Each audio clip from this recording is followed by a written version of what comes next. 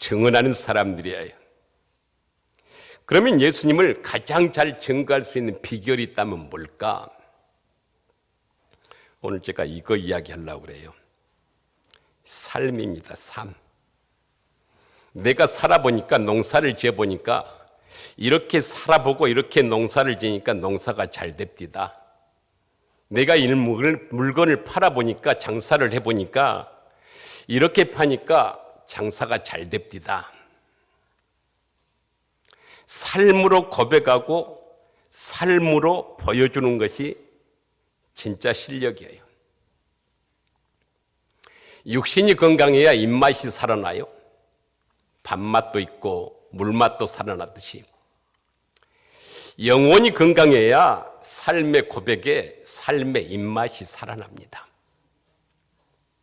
제가 예수를 믿으면서 그리고 이른빛교회를 개척을 하면서 저는 봉선동에 있는 계자식 교회가 모교회였고요. 평신도였고 거기서 전도사 생활을 했고 또 부교육자 생활을 하다가 첨단 계자식 교회를 개척을 했고 그리고 봉선동 계자식 교회에서 모든 것을 다 지원을 해주기 때문에 개척이 의미가 없어가지고 2년 반 동안 섬기다가 나름대로 아내와 둘이서 이른빛 교회를 1998년도에 개척을 했습니다.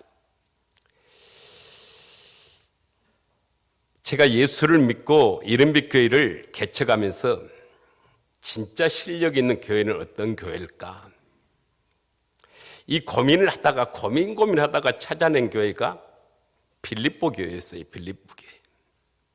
사도 바울이 빌립보 교회를 좋아한 이유가 물질적으로 사도 바울에게 많은 도움이 됐기 때문에 그런 것이 아니고 내가 너희를 생각할 때마다 너무나 감사한 것은 내가 너희를 위하여 밤마다 기도할 때마다 기쁨이 넘친 것은 오늘 본문 5절에 너희가 첫날부터 이제까지 복음을 전하는 일에 참여함이라.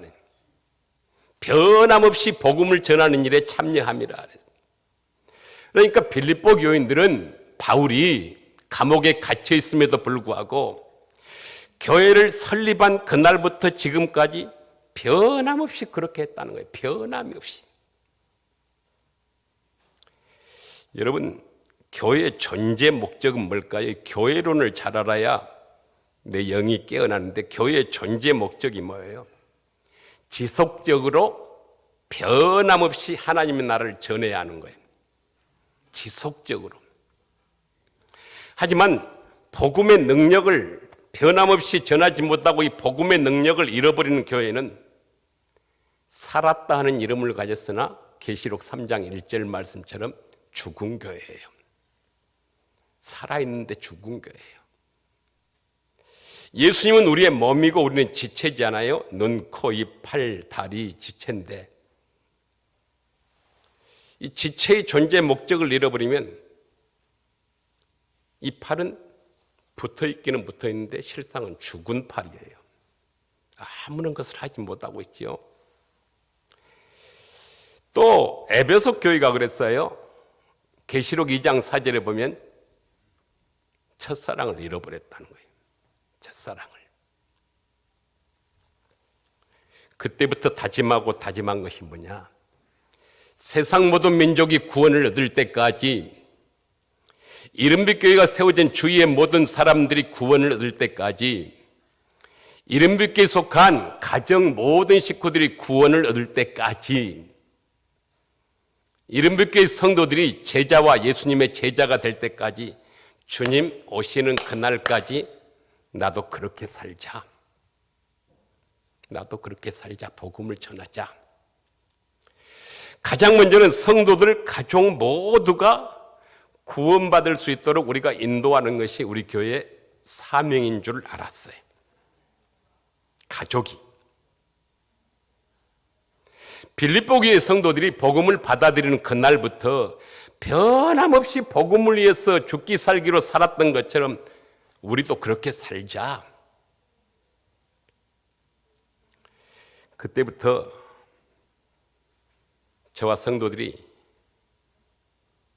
부른 찬송이 찬송가 270장이 편찮는 주님의 사랑과 거룩한 보혈의 공로를 우리 다 찬양을 합시다.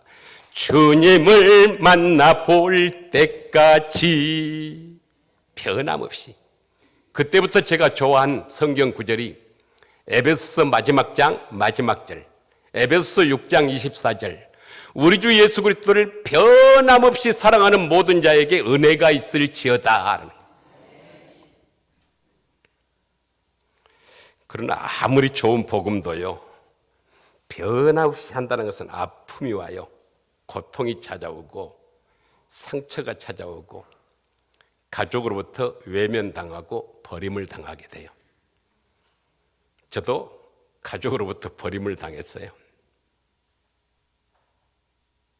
이런 아픔이 있을 때 하나님께서 저에게 주신 말씀이 로마서 8장 18절인데, 생각건대 현재 아픔과 고난은 장차 나타날 우리 가족 모든 식구들 구원시킨 그것을 생각하면 좋게 비교할 수 없도다.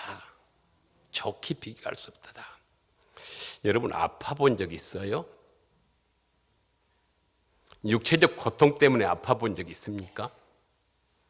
또 정신적 때문에 아파 본 적 있어요? 또 영적인 고통 때문에 아파 본 적 있습니까? 어쩌면 저는 아플 때가 가장 행복한 순간이라 그래요. 아플 때가. 아프니까 청춘이란 말이 있잖아요. 그 말은 뭐예요? 아직 삶을 포기하지 않았다라는 거예요. 아직 죽지 않았다라는 거 아니에요. 아픔을 통해서만 성장하고 자라더라고요. 그렇다면 무엇 때문에 아파하느냐? 무엇 때문에 아파하느냐? 제가 전도의 방법에 대해서 여러분들이 배우러 왔다면 오늘 잘못 온 거예요. 본질을 배워야 전도의 방법이 생겨요. 본질. 저도 이 방법을 찾으려고 무수하게 노력했어요. 그런데 본질이 찾아지지 않으면 아무리 방법론을 가지고 전도해도 헛것이더라고요. 저도 한 해에 거의 200명 되는 178명 정도 혼자 전도해 봤어요. 그런데 본질에서 벗어나니까 다 헛거더라고요. 우리 교회도 일주일 내내 월화수목금토일 해가지고 3,800명까지 전도해 봤어요. 그런데 본질에서 벗어나니까 다 헛거더라고요. 무엇 때문에 아파하느냐? 육체적 아픔도 있고 정신적 아픔도 있고 영적인 아픔도 있어요. 그러나 이게 집착이나 욕심이 아닌 복음 때문에 힘들어하고 아파 본 적이 있느냐라는 거예요. 복음 때문에. 우리 가족 중에는, 여러분의 가족 중에는 아직도 복음을 받아들이지 않는 가족들이 있어요. 저는 그게 너무 아팠어요. 가장 먼저는 신랑이 아직도 예수를 안 믿는 것 보면 제 마음이 찢어졌어요. 그래서 그 영혼을 바라보며 힘겨워할 줄 알아야 돼. 이것이 가장 큰 아픔이 될 때 다른 아픔에 대해서는 무덤덤해집니다. 현재 아픔은 장차 누릴 영광이 되는데, 그래서 생각한 것이 목회자인 나부터 행동에 옮기자. 내가 내 가족을 구원시키지 못한 상태에서 어떻게 성도들의 가족을 구원시킬 수 있겠는가?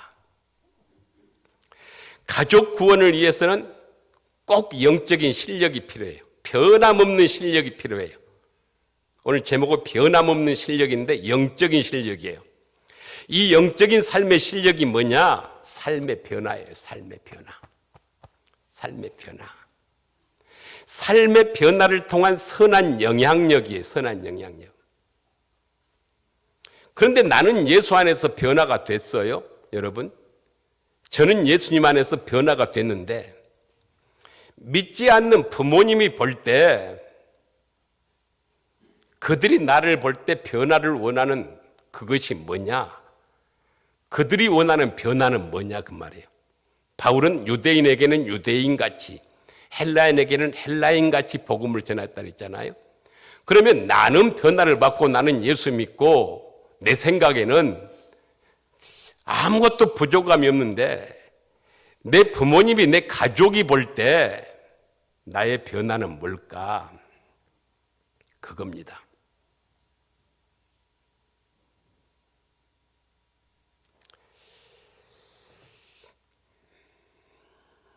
돈이에요, 돈. 세상 사람들은 돈이에요, 돈. 그래서 우리 부모님 가족이 원하는 것이 뭘까 따져보니까 돈이었어요, 돈.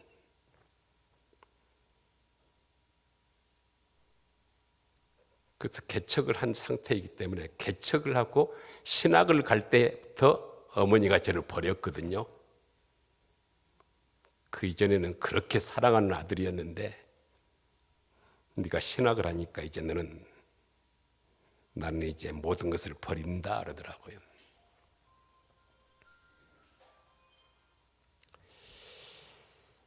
그래서 부모님이 좋아한 게 뭘까? 자주 만나주는 거예요. 그리고 음식을 사드리는 거예요. 고기를 잘 잡수더라고요. 그래서 매주 월요일은 내 가족의 날, 부모님의 날 딱 잡았어요. 매주 월요일은 우리가 쉬잖아요. 그래서 항상 제 고향이 고흥인데 아내와 같이 내려가요. 매주.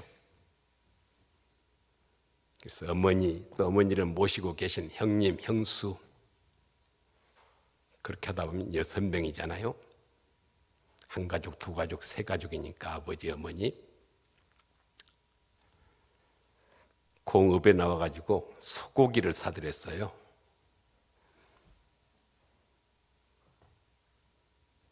맛있게 드셔요. 항상 보면은 세상에 이렇게 맛있는 고기가 어디가 있느냐. 그때 지금 소고기는 흔하지 않아요. 그 당시 80년대 소고기는 그렇게 많이 못 먹어요, 사람들. 그때 10만 원은 큰 돈이에요. 한 번 가면 10만 원 이상 들더라고요. 그래서 그것을 한 2년을 투자를 했어요. 2년 정도를. 실제적인 거 이야기한 거예요. 그럼 돈은 어떻게 해서 나왔을까요? 빌렸지요. 저는 모든 걸 빌려서 사역을 하고 전도하고 개척을 하고 교회를 짓고 여기까지 왔거든요. 그건 나중에 간증할게요. 그래서 이렇게 섬기다 보니까 부모의 마음이 열리기 시작하고 그러니까 한 2년 1,500 정도 들었겠죠. 2년 되니까 인정을 하기 시작하고 우리 집에 장남인 큰 형님이 인정을 하고 부모님을 모시고 교회로 나왔어요. 그리고 가족 모두가 다 나왔어요. 형님, 형수도 다 나오고 공에서 여기까지 올라오는 거예요. 중간에 생략할게요. 그리고 부모님 돌아가시고 여러 가지 이제 행사, 제사고 뭐고 막 있을 거 아니에요. 그런데 저는 돌아가신 이후로는 한 번도 가본 적 없어요. 묘지도 가본 적도 없고 한 번도. 그런데 회장님이 가족들에게 뭐라 한 거는 정현이는 올 필요 없다. 여기 쟤는 살아생전에 잘했는데 너희들은 살아생전에 못하고 여기 와가지고 죽어서 뭘 한다는 거냐. 이거 제사 때려치우자. 아무 의미 없다. 이거 죽어버리면. 그 이야기를 하면서 가족들이 변하기 시작했습니다. 그래서 가족 구원을 그렇게 해서 이루었어요. 그러면 이제는 성도들의 삶의 변화를 위해서는 해야 될 것이 뭘까? 이 개척 초기예요, 다 이게요. 제자훈련이었습니다. 제가 일평생 인생은 만남인데 참 목회를 하면서 좋은 만남을 가졌어요. 두 사람의 목회자를 만났는데 한 분은 겨자씨교의 나학수 목사님을 잘 만났고요. 흉내만 냈는데 하나님께서 은혜를 주시더라고요. 흉내만 냈는데, 그분의 흉내만 냈는데. 두 번째는 서울의 옥하는 목사님을 만났어요. 개척을 할 때. 그래서 제자훈련을 가서 직접 배웠어요. 그래서 제자훈련을 배우고 성도들에게 제자훈련을 도입해가지고 제자훈련은 공부가 아니다. 제자훈련은 삶이다. 가족 모두의 구원을 위해서는 아프지도 말고 죽지도 말자. 이 구호를 외친 지가 29년째. 그리고 제자훈련 올해로 42회차 지금 하고 있어요. 지금 저희 교회는 새로 등록된 교인 말고는 거의 다 가족 구원을 이뤘어요. 꼭 1년에 한두 번씩, 두 번씩 새생명 축제를 2번 했으니까 2번씩 교회를 꼭 오시게 만들어요. 그리고 돈을 쓰게 만들어요. 성도들에게, 부모에게. 꼭 오시게 만들어가지고 세례를 받게 하신 다음에 1년에 이제 3번씩, 4번씩 이렇게 오시게 한 다음에 가까운 교회로 보내드려요. 가까운 교회로. 그렇게 해서 가족 구원을 이루었고요. 여러분, 그 유명한 신학자 존 스토트라는 사람이 그의 책 산상수훈에서 이런 말을 했어요. 이 고기는 상하게 되어 있다. 이건 자연 상태에서 일어난 일이다. 박테리아 균에 의해서 자연히 상하게 되어 있다. 고기가 상했다고 그래가지고 고기를 탓하지 말라. 그때 물어야 할 질문은 소금이 어디 있느냐? 그렇게 질문해라. 소금이 어디 있느냐? 방안이 어두우면 방이 어둡다고 탓하지 말라. 이건 자연의 원리고 우주의 법칙이다. 자연스러운 일이다. 그때의 질문은 등불이 어디 있느냐 이렇게 질문을 해라. 등불이 어디 있느냐. 이것은 선한 영향력이 뭐냐라는 것을 보여줘라. 너는 목사로서 세상 사람들에게 선한 영향력을 좀 보여줘라. 그러기 전에 가족에게 먼저 선한 영향력을 보내줘라. 가족 구원도 이루지 못한 상태에서 무슨 전도를 한다고 그래야. 선한 영향력은 짠맛을 잃지 않는 거예요. 짠맛, 빛을 잃지 않는 거예요. 내가 있어야 할 자리에 있는 거예요. 있어야 할 자리. 이게 중요한 내용이에요. 있어야 할 자리에 있는 것. 저는 이것이 하나님이 나를 부르신 목적이라고 뜻이라고 생각해요. 내가 있어야 할 자리에 있는 것. 제가 성경을 쭉 읽어보니까, 에베소 읽어보니까 성부 하나님, 성자 예수님, 성령 하나님이 나를 만드신 목적이 똑같더라고요. 하나님의 영광을 찬미하기 위해서. 언행사, 언어, 행동, 사고, 이 모두가 하나님의 영광을 찬미하는 거란 말이에요. 그래서 제가 있어야 할 자리가 어딘가 이것을 벗어나지 않았어요. 제가 있어야 할 자리는 이른빛교회였어요. 한 번도 이른빛교회를 벗어난 적이 없어요. 제가. 내가 여기저기 세미나 해주라고 그랬지만은 이른빛교회를 벗어난 적이 없고 이제 은퇴할 시간이 거의 됐어요. 3, 4년 남았는데 은퇴를 앞두고 한 번도 안식년을 세워본 적도 없고 한 주도 나가본 적이 없어요. 그래서 한 달만 좀 나에게 기회를 달라 해가지고 밖에 나가서 그것도 쉬러 간 게 아니고 후임을 찾으러 나간 거예요. 후임을. 앉아서 설교 몇 마디 들어보고 후임을 찾는 것은 이건 아니다. 우리 교회를 거쳐간 부교육자 중에 후임을 세워야 되겠다 해가지고 그들 교회를 찾아다녔어요. 그리고 교회를 한 번도 벗어난 적이 없어요. 나간 적은 있네요. 우리 친정 겨자식에 가서 한번 밤예배 집회를 한번 인도한 적이 있고요. 그리고 하도 내 친구가 순천에서 우리 노예 교사 강습에 좀 인도해 주라 그래가지고 노예 교사 강습해 준 데 있고, 또 그것을 듣고 우리 노예 창대교회 목사님이 처음 오셔가지고 교사 세미나 좀 해주라 해가지고 하고, 여기가 4번 처음이에요. 처음. 이렇게밖에 벗어난 적이 없습니다. 한 번도 노예 감투 써본 적이 없고,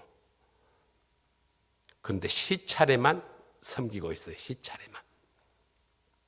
한 20교회 정도는 시차례만 좀 섬기고 있는데,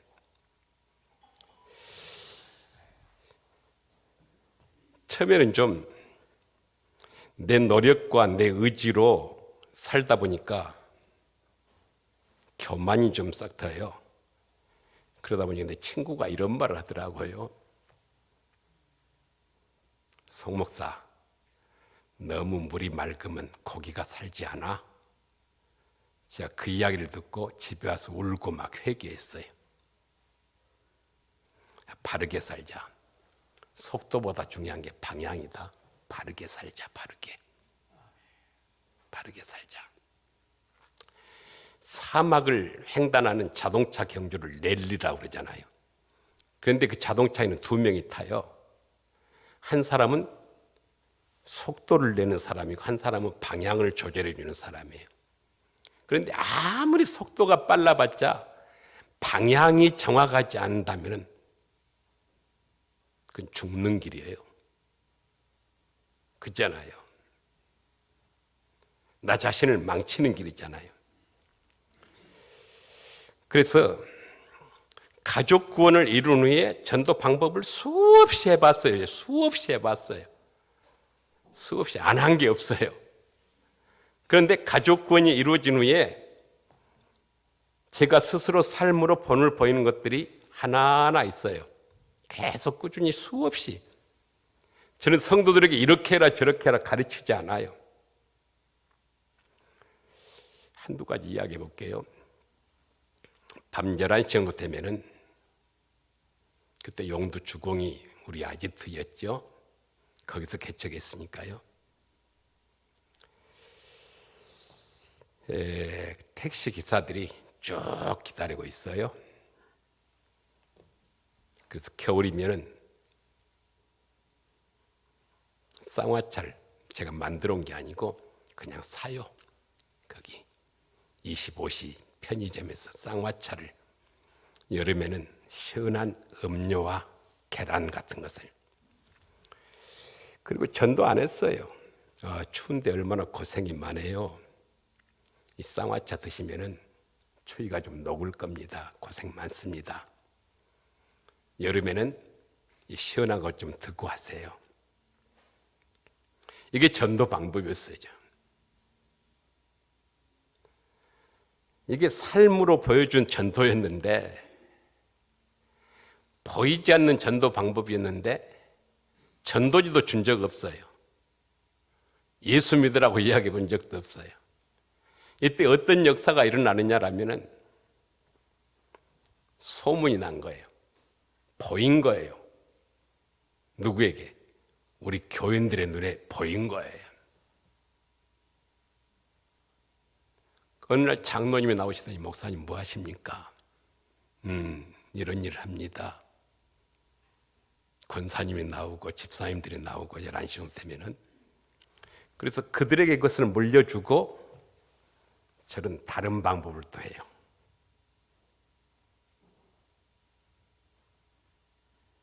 그런 과정을 거쳐서 쭉 요즘은 어떤 방법을 하고 있냐?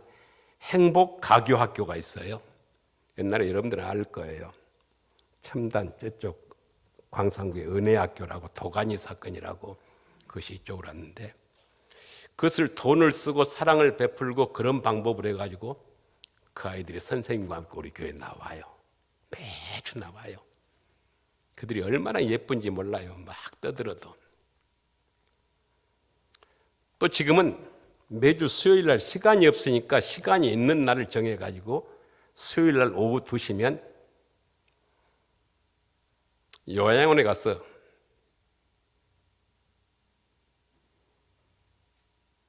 설교를 해요. 왜? 그를 제가 전도해가지고 우리 교인들로 만들었거든요. 사랑을 베풀고 또 레크레이션 여러 가지 노인들에게 좋은 것들을 다 배워가지고 가가지고 이야기해주고 또 국악인들 초청해가지고 이렇게 해주고 무료로 다 그렇게 하다 보니까 그 대표가 등록을 하더라고요. 대표 부부가. 그러더만 원장이 등록을 하고 총무가 등록을 하고 등록하란 말 안 했어요. 그러더니 그 어르신들을 모시고 주일이면 직원들이 나오기 시작해요. 직원들이. 그러니까 또 직원들이 등록을 하잖아요. 그러다 보니까 그 식구들이 60몇 명이나 돼요. 그래서 그 교구로 1구역으로 편성해 주는데 어제 보니까 1구역 한 사람이 권사님 한 분이 98명 출석 그러더라고요. 자기 구역.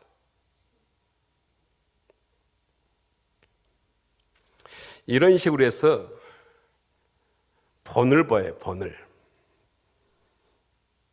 제가 평신도 때부터 이게 삶이 됐어요. 평신 때부터 그렇게 했어요. 주일학교 가리키면서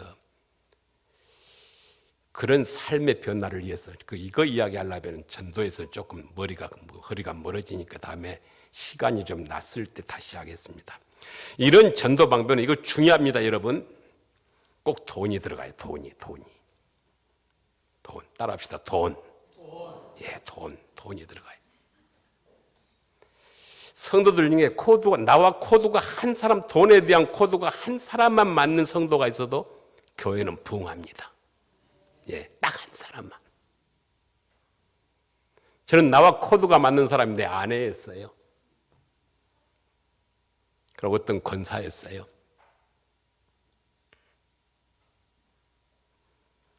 이것은 그런데 물질의 문제가 아니고 선택의 문제거든요. 선택의 문제. 예수님께서 뭐라 그랬어요? 염려하지 마라. 너에게 돈이 필요한 건 내가 다 안다. 그러면서 마태복음 6장 33절에서 그런즉 다 아니까 너는 그의 나라와 의를 구해라. 그러면 이 모든 것을 내가 너에게 더해주겠다. 그러니까 하나님의 자녀인 우리에게는 물질은 선택의 문제예요. 선택의 문제. 우리가 인생을 살다 보면 태어나고 죽는 것 빼고는 전부 내가 선택을 하거나 선택을 당하거나 그래서 살아가게 돼 있어요. 아무것도 나는 안 했는데요. 그러면 아무것도 안 한 것도 아무것도 안 하기로 내가 선택한 거예요. 우리가 신앙생활하면서 꼭 선택해야 되는데 한 가지를 선택하기 위해서 다른 것을 포기해야 돼요. 이것을 선택하기 위해서 이것을 포기해야 되는데 이것을 포기한 이것을 가리켜 경제학에서 기회비용이라 그래요. 기회비용. 이걸 성경에서는 우선순위라 그래요. 우선순위를 위해서 포기하는 것을 기회비용이라 하는데 그러면 무엇을 포기해야 돼요? 없어질 것을 포기해야 돼요. 없어질 것을. 없어질 걸. 예수님은 우선순위를 없어질 것에 두지 않았어요. 그래서 우리 교회 헌신된 성도들은 물질을 기회비용 삼아 더 큰 기쁨을 위해서 살아가고 있는 사람들이 많아요.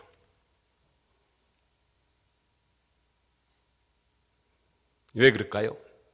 영적인 기쁨이 물질적인 재미보다 훨씬 큰 것을 알기 때문에 그래요. 꼭 부탁드릴게요. 그래서 여러분도 영적인 것에 좀 관심을 가지세요. 외적인 충만함으로는요, 물질적인 외적인 충만함으로는 절대 내 속에 비어있는 영적인 충만함을 채울 수 없어요. 채워지지 않아요. 그래서 예수님께서 마태복음 18장 8절 9절에서 뭐라 그래요? 만일 내 손이나 내 발이 범죄하거든 찍어서 내버려라 그래요. 불구자나 절름발이로 영생에 들어가는 것이 온전한 몸으로 두 손과 두 발을 가지고 뜨거운 불 속에 지옥불에 들어간 것보다 훨씬 낫다. 이 말은 뭐예요? 하늘나라에 가기 위해서는 치러야 할 기회비용이 반드시 있다는 거예요. 기회비용이. 그게 뭔지 우리는 잘 압니다. 그러나 그것을 과감히 포기할 수 있어야 돼요. 이것을 포기하기 위해서 전도가 되길 포기해야. 포기하지 않으면 전도가 안 됩니다. 포기해야 전도가 돼요. 그러면 여기서 전도에 제가 전도를 했던 나름대로 기록했던 전도의 10가지 원리를 먼저 이야기해 줄게요. 첫째로 저는 만나는 모두가 전도 대상이에요. 제가 만나는 모두가 전도 대상.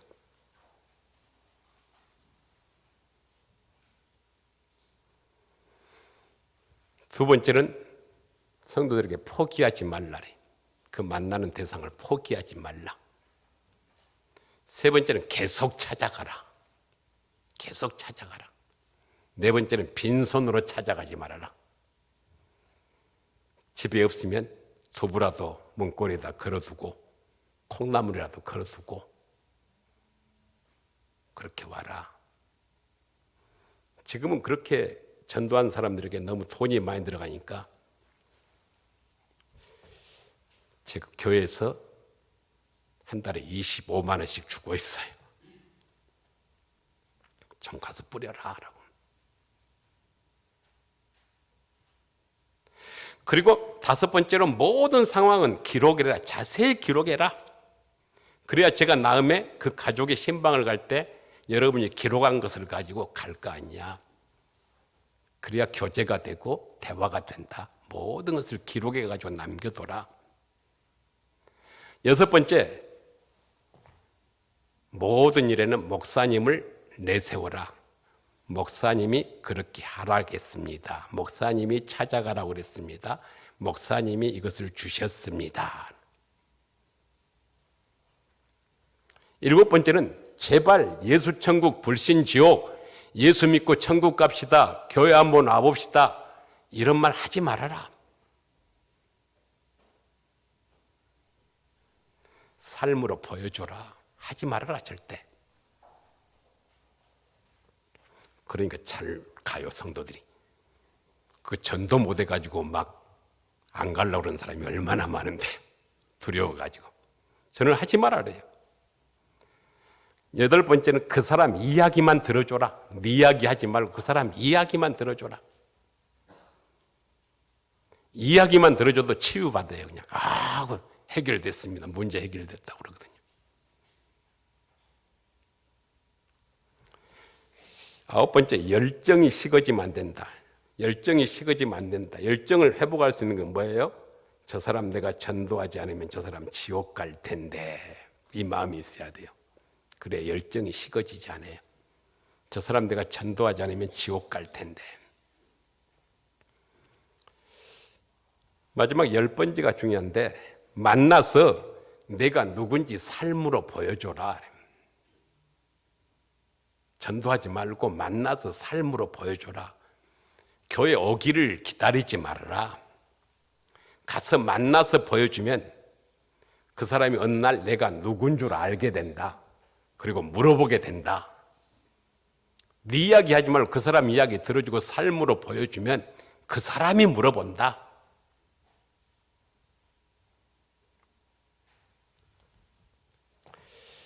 자, 이번 주 한 달 쉬었다 그러잖아요. 그런데 집에 왔는데, 집에 와서 월요일 날 설교를 하고, 아니, 주일날 설교를 하고 월요일 날 있는데 누가 전화 왔어요. 그런데 가장 첫 번째 개척할 때 우리 교회 와서 가장 어려운 실 때 전도사로 일했던 사람인데, 제자인데, 거기를 안 간 거예요. 어떻게 알고 그냥 전화 왔어요. 그래서 깜빡 잊었어요. 그래서 월요일날 여보 좀 오늘은 빨리 일어나세요. 경기도 남양주를 지나 구리시에가 있더라고요. 거기서 거리 이사 가가지고 거기서 교회를 개척하고 있어요. 거기서 한 옮겨가지고 9년인가 됐다 하더라고요. 그런데 조그마한 교회에다가 그냥 제가 봐도 너무 힘든 것 같아요. 그리고 자녀들이 학교를 끝나고 5시간 걸려서 차를 몰고 갔는데 하나님이 뭔가 나를 보내신 이유가 있겠다 그래가지고 여보 있는 돈을 다 한번 모아보세요. 다 써버렸기 때문에 별로 없어요. 한 200 얼마 정도 있어요. 그래서 근데 너무나 거기서 잔 것 같아요. 그래서 형편이 어려워요. 그래서 제가 그랬어요. 가서 일해라. 나가서 목사님 그 이중직 아닙니까? 목사는 일하는 게 생활비 버는 것이 아니고 사명이다, 사명. 목사님 죄송합니다. 이 목사님 혹시 내가 일해라 했다고 저 목사님 잘못된 가르친다라면 안 돼요. 예, 저는 내 삶을 이야기한 것이니까요. 목사는 생활비 버는 게 아니고 사명이다. 알바도 사명이다. 저들이 네가 누군지를 모른다.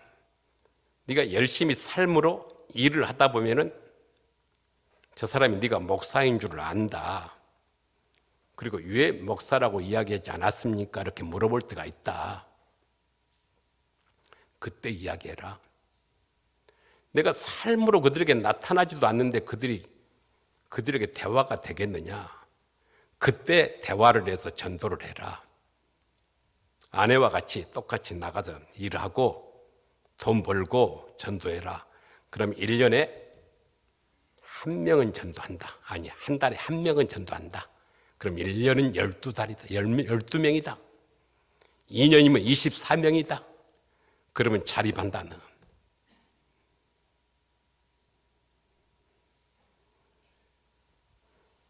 그리고 집에 왔는데 전화가 왔어요.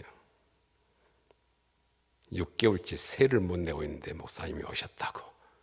고맙다고. 목사님 의도대로 그렇게 해서 전도 열심히 하겠다고.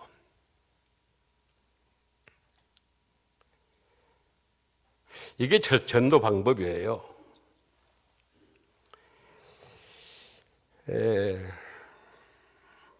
제가 교회를 섬길 때, 계자식 교회를 섬길 때 다른 곳에 그것이 이사 가가지고 제가 거기서 그 교회를 섬겼는데 제가 가서 제일 처음에 했던 것이 뭐냐면 아내랑 평신도 때 여기 청소한 거 있습니다. 가서 가자마자 교회 강대상하고 여기를 청소했어요. 거기는 부자 마을이라 청소한 사람들이 없더라고요. 그런데 교회 근방이 엄청 지저분해요. 그랬더니 어느 집사 부부가 같이 와가지고 청소를 도와줘가지고 그러면 집사님 부부가 이거 하십시오.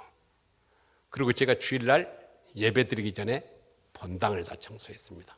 싹 청소를 하고 또 시간이 흐르다 보니까 또 다른 성도들이 와가지고 도와준 사람이 있어. 그러면 여러분들이 앞으로 이렇게 하십시오. 그리고 저는 또 바깥 그때는 비포장이었어요. 막 먼지 나고 물 뿌리기 시작해가지고 밖에 마당을 다 청소를 했어요. 그러다 보니까 또 나타나요. 그 사람에게 인계인수를 하고 장애인들이 있었는데 몇 분이 차량 운행이 안 돼가지고 직접 가가지고 장애인들은 어렵거든요. 직접 옷을 입히고 다 태우고 끌어서 오고 힘들어요. 그 일을 했어요.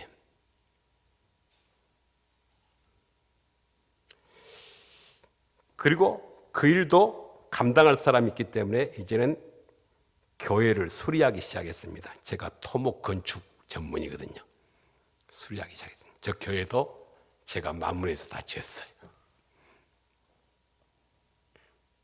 이런 식으로 삶으로 본을 보이기 시작했거든요.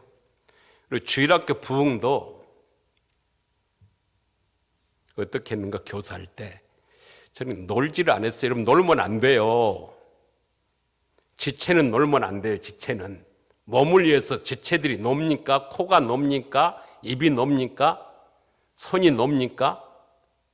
교회 와가지고 놀면 안 돼요. 지체는 움직여야 돼요. 지체는 팔 다르고 다리 다르고 코 다르고 입 다르고 귀 다르고 다 달라요. 은사는 다 달라요. 그런데 한 가지 목적은 똑같아요. 다른 지체를 위해서 봉사한다는 점은 꼭 같아요. 이게 교회론이에요. 봉사가 되지 않으면 살아있는 것 같으나 죽은 지체예요. 사대교회처럼 죽은 거거든요. 저는 무슨 일을 하는지 우리 교인들 전체를 다 일하게 만든 목사예요. 휴지를 줍든지. 그래서 우리 교회는 구간을 나눠놨습니다. 여기는 당신, 여기는 당신, 쭉쭉. 여기는 밖에 나가면 이 구간. 그런데 화장실에 가도 평일에 가도 휴지 하나도 없어요. 왜? 다 알아서 하거든요.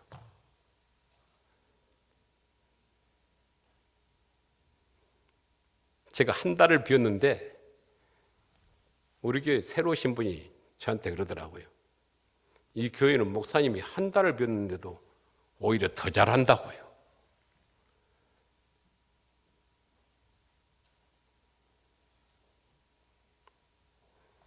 그래서 제가 그 교회를 가가지고 못 노니까 지체는 놀면 안 되잖아요. 내가 할 일이 뭘까 찾아다녔어요. 아침 8시 반에 중고등부 예배를 드리더라고요. 그때부터 나와가지고 저는. 그런데 교사가 결석을 했더라고요. 그 반 교사가 아이들만 있더라고요.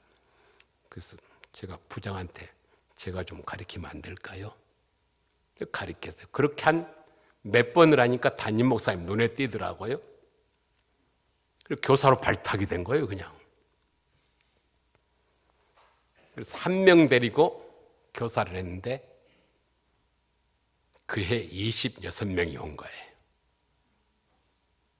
그것도 중요한 것은 26명이 한 번도 결석을 안 해요. 그 비결을 가르쳐 줄까요? 지금은 핸드폰도 있고 그런데 그때는 그런 거 없었잖아요. 편지를, 부모에게 편지를, 부모에게 일일이 다 편지를 썼어요. 저는 누굽니다.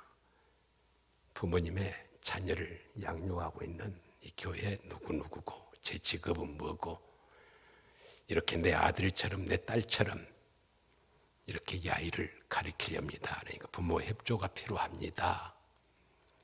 대부분 부모에게 편지 쓰는 것은 제가 우리 교회도 다 그렇게 가르쳤어요. 한 달이면 딱 끝납니다. 아무리 잘못된 부모라 할지라도 2달 편지 쓰면은 그 아이는 무조건 보내줍니다. 주일이면. 한 달 또 이후에 2달차 편지를 쓰면 전화가 옵니다. 선생님, 이제 그거 안 써도 됩니다. 제가 알아서 보낼게요. 알아서 보낼게요. 저 한 거 없어요.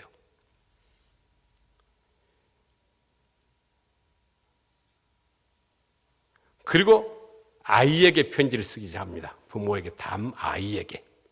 생일 다 챙겨주고 내 자식처럼 그렇게 생각을 했어요. 돈을 썼어요.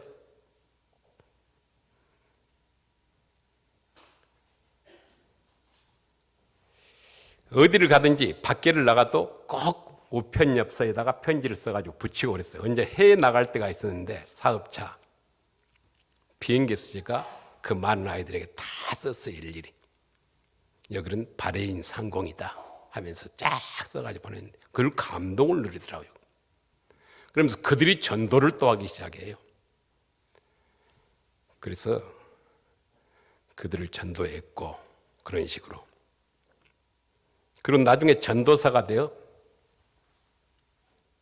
죄송합니다. 이게 제 자랑 아니에요. 제가 여러분들이 불렀기 때문에 제 삶을 그대로 이야기한 거예요.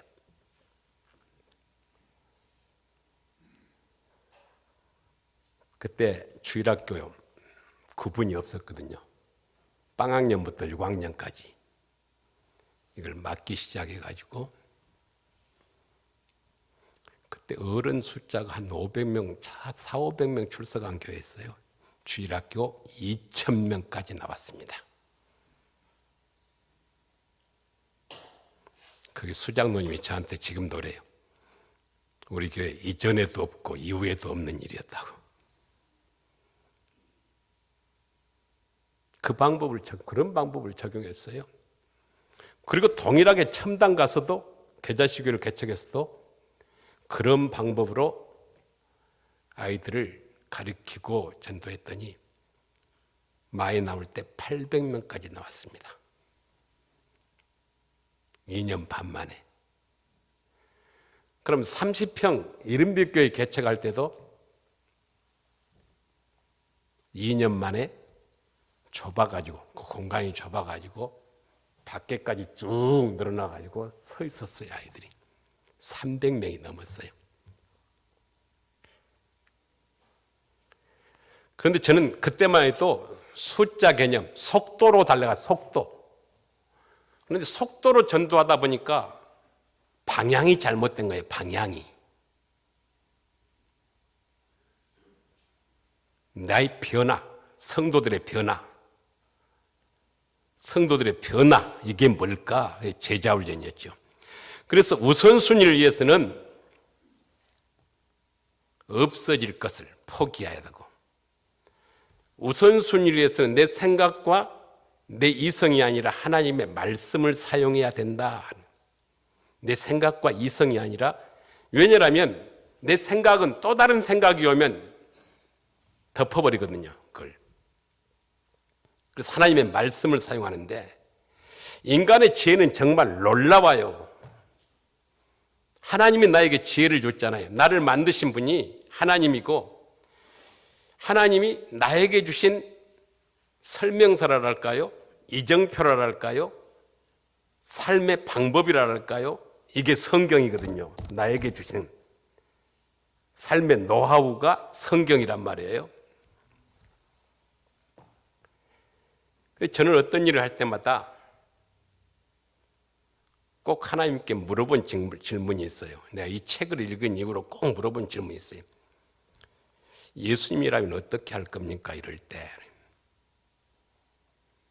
최고의 응답이 빠르게 오는 방법이 요거예요. 예. 기도해가지고 응답 안 한 사람들은 욕심이 있기 때문에. 그런데 최고로 빠른 응답, 예수님이라면 이럴 때 어떻게 하실 겁니까? 신속하게 내려옵니다. 곧바로 해답이 나와요. 그 해답이 뭐예요?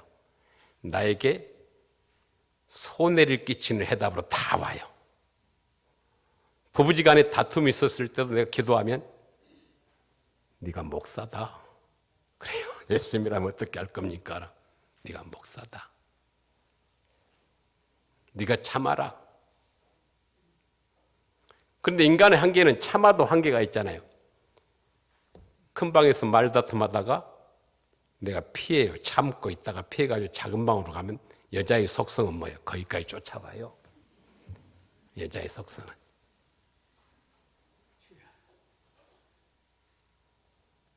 그때 예수님이라면 어떻게 하실 겁니까? 이게 안 통해요. 그때는 내가 죽어야 돼요. 아무리 힘써도 안 돼도 노력해도 안 돼도 죽으면 되거든요. 죽은 게 믿음이거든요. 우리는 어떤 일을 내가 죽기 살기로 했다라는데 아무리 노력해도 안 된다고 죽을 각오로 한다고 하는데 죽을 각오로 하면 안 돼요. 죽어야 돼요. 죽어야. 죽을 각오로 하면 힘만 들어요. 그럼 죽으면 쉬워요. 내가 그리스도와 함께 십자가에 못 박혀 죽었나니 이제는 내가 산 것이 아니요 내 안에 그리스도께서 하신 것이라. 그래서 내가 인생을 좀 부부 생활을 좀 살아보면서 느낀 게 뭐냐면 제가 가족 구원을 위해서 월요일 날은 가족의 날로 잡았어요. 그런데 그것이 이루어진 다음에 월요일 날은 무슨 날로 바꿨느냐라면 내 아내의 날이다. 저는 월요일 날 어디 잘 안 갑니다. 뭣도 좋아하지도 않고 아무것도 좋아하지 않아요. 아내의 날이. 아내가 가져간 곳은 다 갑니다. 아내의 날이니까요. 또 우리 시찰에서 그렇게 가리킵니다. 족구, 축구 차봤자 뭐하냐? 없어질 거. 아내는 한 몸이다. 돕는 배필이다.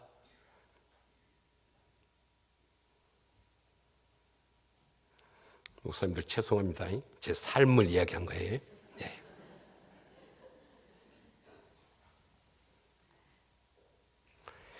그렇게 살다 보니까 맨날 손해봐요. 예수님이라면 어떻게 할 것입니까? 그래서 몇 번 안 했어요. 성령께서 또 책망을 하더라고요. 그래서 또 예수님이라면 어떻게 하실 겁니까? 그렇게 하다 보니까 내 뜻대로 되는 게 아무것도 없는 거야. 내 뜻대로 되는 게 없어요. 그때 생각해낸 것이 기도하다가 내 뜻대로 안 되면 누구 뜻대로 된다는 거예요? 하나님의 뜻대로 된다는 걸 내가 알았어요. 내 뜻대로 안 될 때는 하나님의 뜻으로는 되더라 그 말이에요. 제가 자녀를 통해서 그걸 체험했어요. 자녀들이 어릴 때 무등산 중심사 쪽으로 해서 세인봉까지 올라갔어요. 그러니까 네 아이들이 둘이서 잘 따라와요. 달리면 막 나를 추월하려고 그래서 더 달려가지고 세인봉 가면 바위가 있어요. 바위 위에 딱 올라 앉아 있었어요. 그랬더니 아들이 올라오더니 아빠가 어떻게 올라갔어? 저도 못 올라갔거든요. 뒤로 돌아가가지고 올라갔거든요. 아빠는 거짓말 안 하기 위해서 올라왔으니까 너도 올라와. 그러더니 올라오려고 힘을 쓰고 힘을 써도 미끄러져가지고 다시 내려가 버리더라고요. 다시 해봐. 돌을 몇 개 포기더니 또 그냥 돌이 무너져 버리더라고요. 아빠 안 되는데 할 수 있어. 너는 할 수 있어. 안 돼. 머리를 써봐. 그랬더니 옆에 나무가 있어. 나무로 올라가더만 바위로 이렇게 하려고 하니까 다리가 작잖아요. 못 와요. 다시 포기하더라고요. 그래서 내가 물었어요. 지웅아, 너는 안 되잖아. 그럼 안 될 때는 어떻게 해야 될까? 아빠가 도와주면 될까? 그러면 되지. 그러더니. 그런데 너는 한 번도 아빠 나 좀 도와줘 해본 적 없지 않니? 네 힘으로 하려고 했지 않니? 그 말이 떨어지자마자 아빠 나 좀 도와줘. 그래서 내가 내 손을 딱 잡자마자 순식간에 바위 위로 올라왔어요. 그래서 제가 그때 아이에게 임마누엘이 뭔가를 가르쳤습니다. 저는 제 아이를 가르치면서 여기서 이걸 알았어요. 내 뜻대로 안 되는 것은 무엇을 의미하느냐? 하나님의 뜻대로 된다라는 이 놀라운 진리를 발견했어요. 우리는 모든 것이 내가 원하는 대로 되기를 다 원하지만 모든 것이 유익하다는 보장은 없어요. 인간의 본성은 선하지 않아요. 내가 성도들을 섬겨보니까요. 인간의 본성은요. 아담의 죄를 물러받은 이런지 선하지를 않아요. 지혜롭지도 못해요. 거기에다 욕심과 욕망은 엄청 많아요. 아무리 좋은 마음을 먹어도 자기 중심적인 생각, 미움과 질투가 다시 덮어버려요.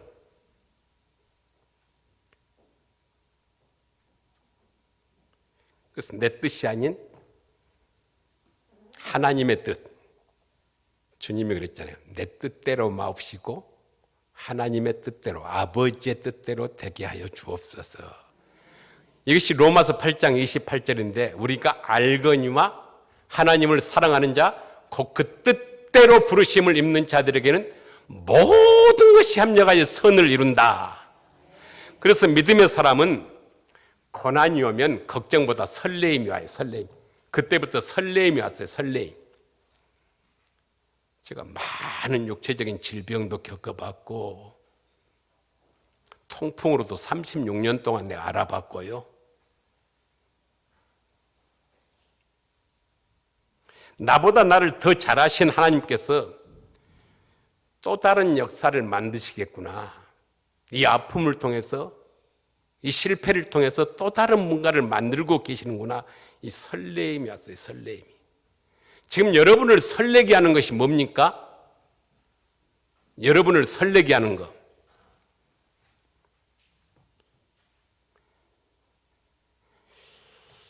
일본 사람 곤도 마리에라는 사람이 쓴 책이 있어요. 설레지 않으면 버려라. 지금 우리 서점에 있어요. 설레지 않으면 버려라. 이분은 집안 청소를 할 때 가장 중요하게 여기는 게 뭐냐? 버리는 일이에요. 집안 청소할 때 다 버려요. 우리 집안에도 그냥 버리지 못하고 가득 찬 거, 쓰지도 않은 거 막 쟁여 있는 거 너무 많더라고요. 결혼할 때 이불 가져온 거 지금도 한 번도 덮은 적 없어요. 예?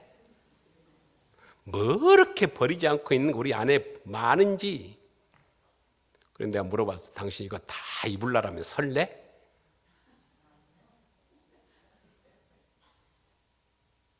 입는다는 거예요, 그냥. 저는 다 버리거든요. 제 옷은 몇 배울 없어요. 왜? 설레지 않으면 버리고 다른 것도 사요. 설렌 걸로. 그렇다고 내가 돈이 많다는 거야. 저 돈 아무것도 없어요. 그러니까 버리는 기준이 뭐냐? 이 설렘이에요, 설렘. 그러니까 아무리 아까운 물건이라 할지라도 내 마음속에 설렘이 없으면 버린다는 거예요. 이분이 이런 말을 했어요. 나는 누구인가? 이 질문을 받고 나는 누구인가? 이 질문을 받았을 때 나는 무엇에 설레인가? 이것을 알면 그 사람이라는 거예요. 설레임 그것에 따라서 사는 그 사람이라는 거예요. 건강한 사람은 입맛, 밥맛, 물맛이 살아난 것처럼 영적으로 설레이는 사람은 사람이 보입니다. 영원히 보여요. 영원히. 돈을 생각할 때마다 마음이 설레고 기쁨이 넘친다면 이 사람은 돈의 사람이에요.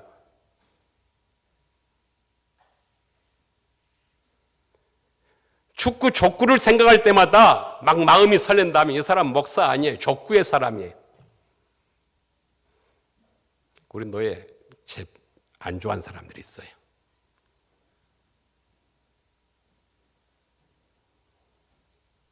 제가 여러분들에게 쉽게 설명하기 위해서 찬송가를 좀 통해서 풀어보겠어요. 왜? 찬송가는 우리가 다 알잖아요. 그렇기 때문에 쉬워요. 구주를 생각만 해도 이렇게 좋거든. 주 얼굴 배울 때에야 얼마나 좋으랴.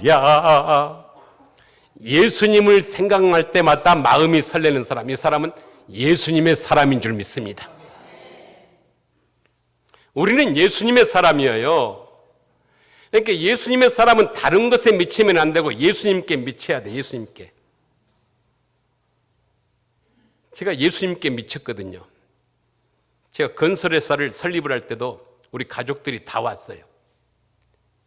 그런데 내가 미쳐서 춤을 췄거든요. 예배 드릴 때 막 목사님 모시고. 그러니까 우리 아들 미쳤구나. 우리 아들 미쳤구나 그랬어요.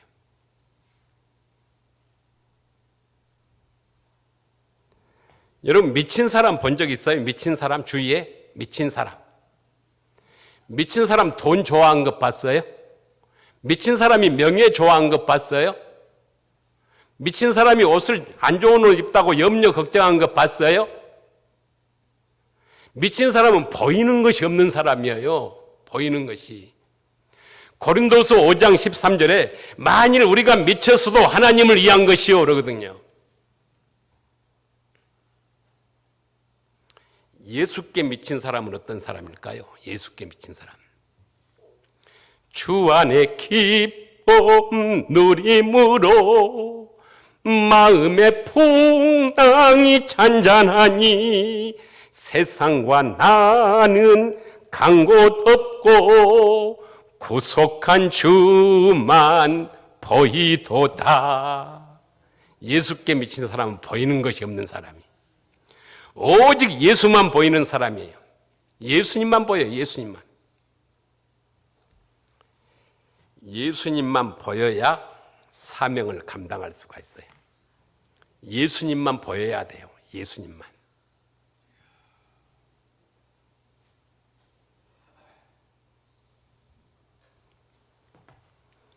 우리가 눈이 열려가지고 보여야 기쁨이 넘치고 보여야 사명을 감당해요. C.S. 루이스가 쓴 소설에 나니아 연대기라는 소설이 있어요. 그런데 이걸 영화로 나왔는데 아이들이 어느 방에 들어가는데 농문이 있어요. 옷장문이. 옷장문이 문이 딱 감춰져 있어요. 그걸 딱 열고 옷장문을 아이들이 열자마자 아직까지 보지 못했던 신세계가 펼쳐져 버리는 거예요. 놀라운 일들이 펼쳐져 버리는 거예요. 그러니까 깜짝 놀라잖아요. 우리가 예수님이 보여야 감동이 나오고 감격이 나와요. 예수님이 보여야 간증을 하지. 보여야 삶의 변화가 일어나야죠. 영적인 눈이 떠져야 보입니다. 보여. 본 사람하고 보지 못한 사람은 천지차별이에요.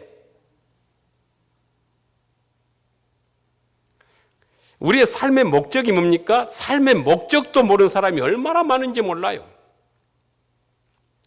왜 여기 오셨습니까? 제가 좀 강하지요. 복음을 전할 때는 좀 싸납게 나오더라고요. 저도 우리 교회에서는 사랑이 풍성한 사람이에요.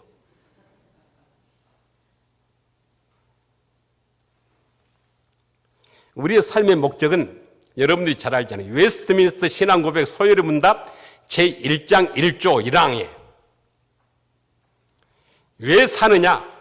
인간의 제일 되는 목적은 하나님을 영화롭게 하고 영원토록 그를 즐겁게 하는 것이라. 너무나 잘 아는 내용이에요. 그렇다면 하나님께 영광을 돌린다는 영광의 본질이 뭘까? 본질을 이야기한 거예요. 본질을 여러분들에게. 전도 방법 아무리 가르쳐도 소용이 없어요. 본질.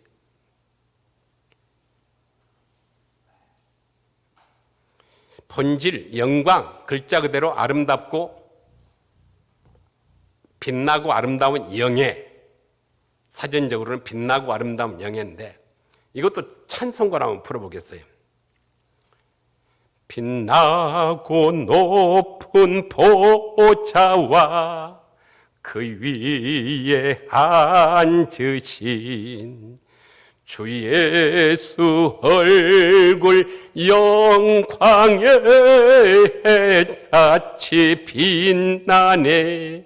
해같이 빛나네. 이게 영광이에요. 그런데 우리는 이것만 알아요. 3절에 이런 노래가 있어요. 영축을 나를 살리려 그 영광 떠나서 그 부끄러운 십자가 날 위에 지셨네. 날 위에 지셨네. 인간의 제일 되는 목적은 영광의 본질을 알아야 내 삶의 목적의 본질을 알 수가 있어요. 왜 사느냐? 이 본질을 알 수가 있는데 요한복음 12장 23절에서 예수님께서 이런 말을 했어요. 내가 인자가 영광을 얻을 때가 왔도다. 인자가 영광을 얻을 때가 왔도다. 제자들의 마음이 설레기 시작합니다. 설레기. 지금까지 3년 동안 예수님을 따르면서 온갖 다 버려버리고 고난을 다 겪고 여기까지 왔는데 이제 예수님이 영광을 받는구나. 이제 왕으로 등극하는구나. 우리는 진짜 이제 행복하다. 뭔가 그냥 잡히겠다. 예수님이 어떤 분이냐? 가나의 혼인잔치에서 기적을 일으키는 분이고 뭐 38년 동안 병자를 일으키는 분이고 왕의 신하 아들을 그냥 말씀 한마디로 가지도 않고 그냥 낫게 하신 분이고 오병의 기적을 일으키고 심지어는 죽은 사람 나사로까지 살리신 분이다. 이런 예수님이 드디어 인자가 영광을 얻을 때가 왔도다. 이 말씀을 듣고 흥분했어요. 제자들이 설레기 시작합니다. 그런데 예수님은 상상도 못할 말씀을 해요. 요한복음 12장 24절에서 한 알의 밀이 땅에 떨어져 죽지 아니하면 한 알 그대로 있고 변화되지 않으면 한 알 그대로 있고 죽으면 많은 열매를 맺느니라 그랬어요. 많은 열매를. 그러니까 진짜로 좀 우리가 믿어보게 해요. 가짜로 믿지 말고요. 무늬만 그리스도인 되지 말고요. 진짜로 이 중에 한 사람이라도 변하면 주님이 얼마나 기뻐할 거예요. 한 사람이라도 무소유로 산다라면 얼마나 주님이 기뻐할까.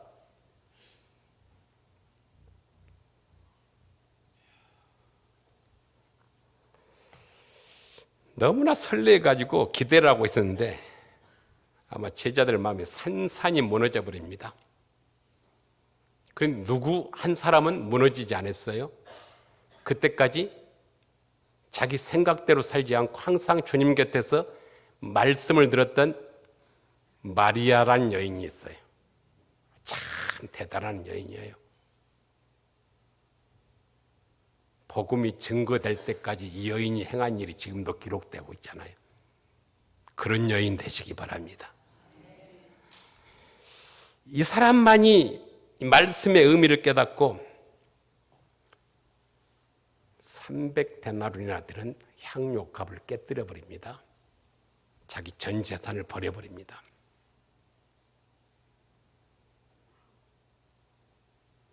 그러면 인자가 영광을 왔도다 이 말은 뭐예요? 십자가 영광이거든요. 지금 이 시대의 교회와 교인들은 나의 영광을 무엇으로 보여줍니까? 웅장한 교회 건물일까요? 그리고 그 안에 가득 찬 변화되지 않는 성도들이 교회의 영광이로 한다면 예수님이 바라는 영광과는 너무 차이가 나잖아요. 성공하고 출세하고 부자된 성도들이 교회가 보여준 기독교 영광이라면 성경에서 말하는 영광과는 너무나 많이 차이 나잖아요. 헌신과 희생을 가슴에 품고 가난하지만 성실하게 살아가는 우리 교회 성도들, 이게 기독교가 말하는 영광이에요. 상상할 수 없는 고통과 질병과 아픔 속에서도 저 천성을 바라보며 인내하면서 순결한 믿음을 가지고 주님을 찬양하는 성도들, 이게 기독교 영광이에요. 직분을, 장로 직분을 계급으로 여기지 않고 변함없이 헌신과 희생에 목마른 우리 교회 장로님들,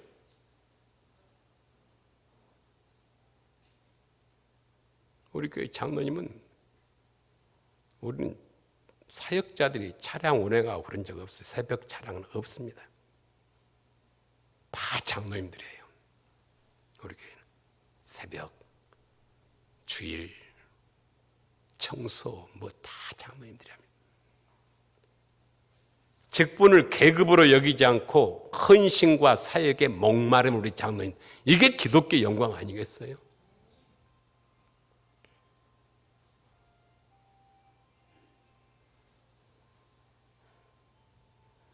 힘겨운 목회 현장에서 어렵지만 눈물을 쏟으면서 오늘을 이겨내는 가난한 목회자들, 이게 하나님의 영광 아니겠어요? 부탁할게요.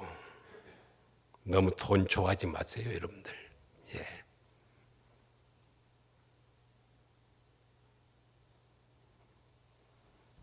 여러분을 섬기는 교회가 이 영광의 본질을 회복할 수 있기를 주의 이름으로 축원합니다. 그러면 영광의 본질을 알았다면 내가 왜 존재하느냐? 내가 왜 존재하느냐? 존재의 목적과 가치에 대해서 알아야 돼. 이 본질을 모르면 아무리 빠르게 달려가 봤자 방향을 모르면 이거 꽝이에요, 꽝. 그렇잖아요. 여기서 서울을 가는데 방향을 모르고 부산으로 가면 아무 소용이 없잖아요.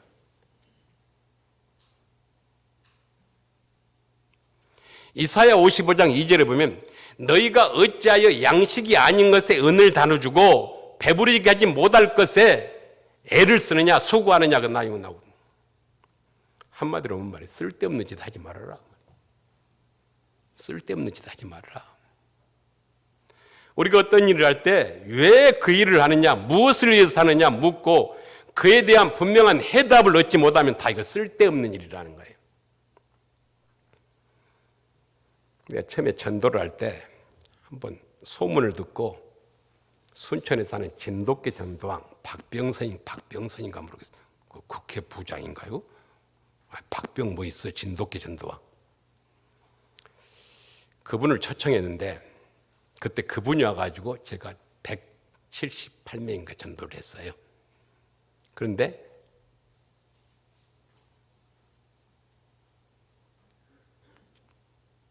장경동 목사님이 같이 왔어요.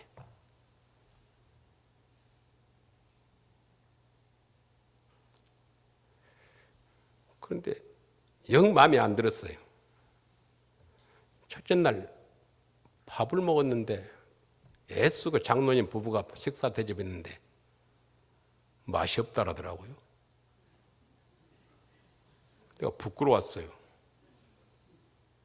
그러면 뭐가 맛있습니까? 그랬더니 식당을 정해주더라고요. 내가 잘못 불렀나? 그래서 다음 날에 그 식당으로 갔어요.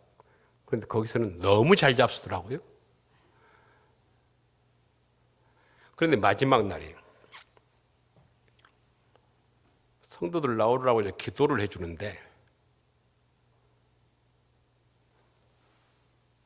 대기만 되면 퍽퍽 쓰러져요. 저게 뭐지?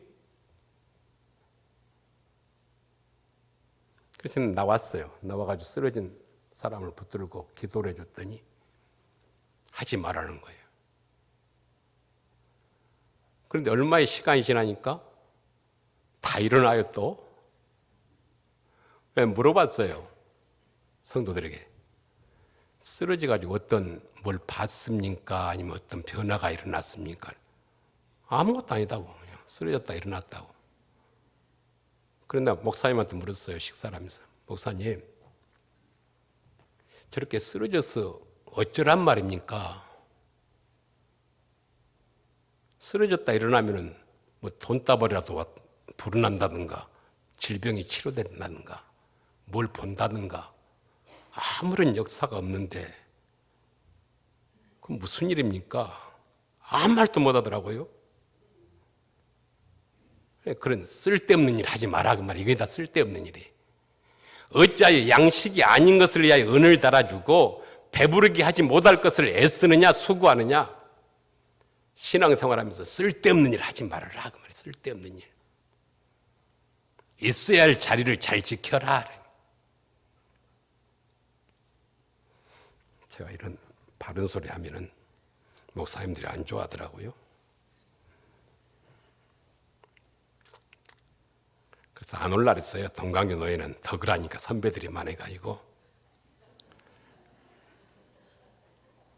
그 노회장이 제가 책임지겠다고 그러더라고요.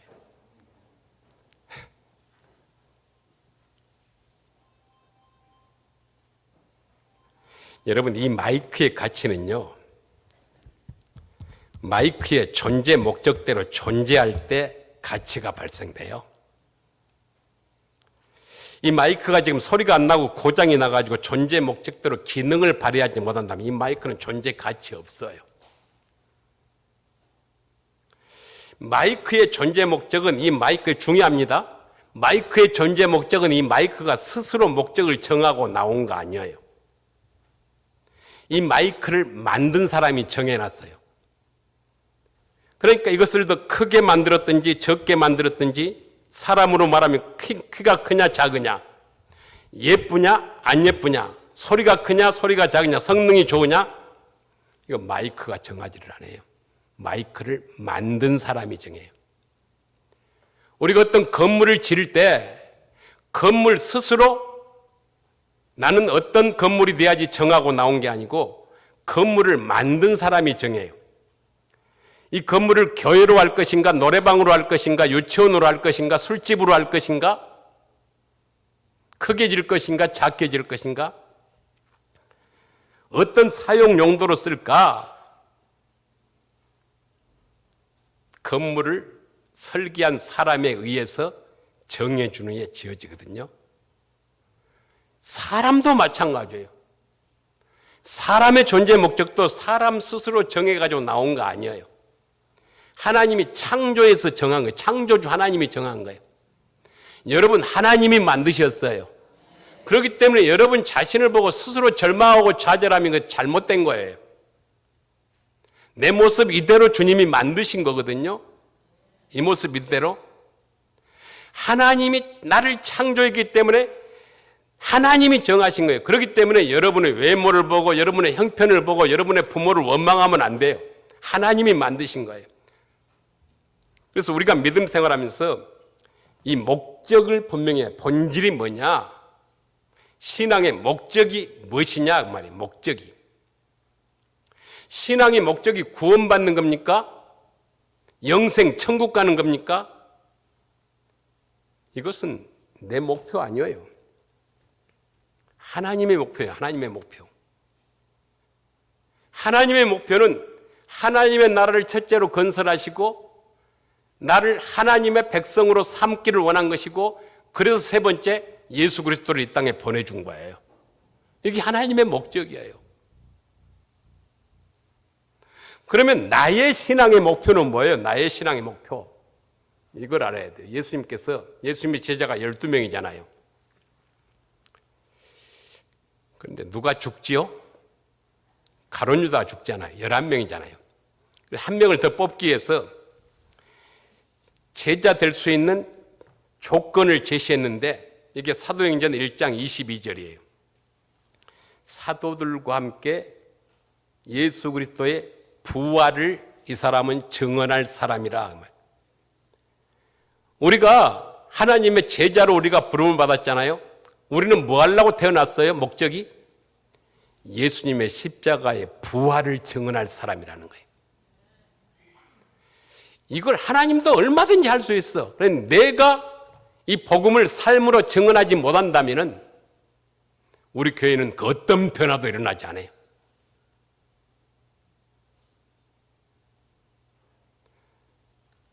그러면 우리 교회가 그냥 열심히 헌신과 희생만 할까요? 그렇지 않아요. 오늘도 단풍놀이 갔어요. 전도팀들. 저는 이리 오고 제가 답사 다 해가지고 다 알려주고 왔어요. 이렇게 갔다 와라.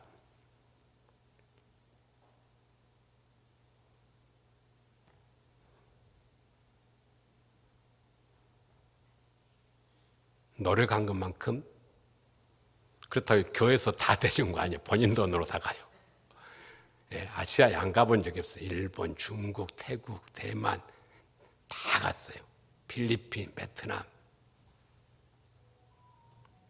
열심히 일을 했으면 열심히 놀게 만들어줘야 될 거 아니에요. 다 자기 돈으로 가요. 권사님 맞죠? 사모님이세요?